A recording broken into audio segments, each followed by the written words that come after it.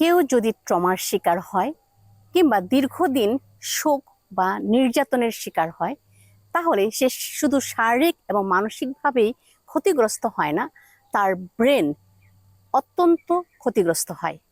বিশেষভাবে ব্রেনের prefrontal cortex সেটা ক্ষতিগ্রস্ত হয়।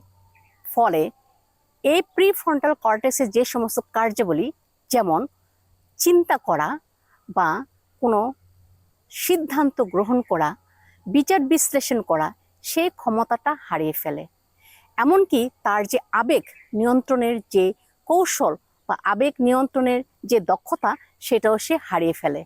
সে সাথে তার যে মনোযোগের সমস্যা হয় এবং পূর্বের যে স্মৃতিগুলো, সেই স্মৃতিগুলো বারবার সে মনে করে কষ্ট পায়। তাহলে আসুন আমরা নির্যাতন বন্ধ করি, নির্যাতিত ব্যক্তির পাশে দাঁড়াই। ধন্যবাদ।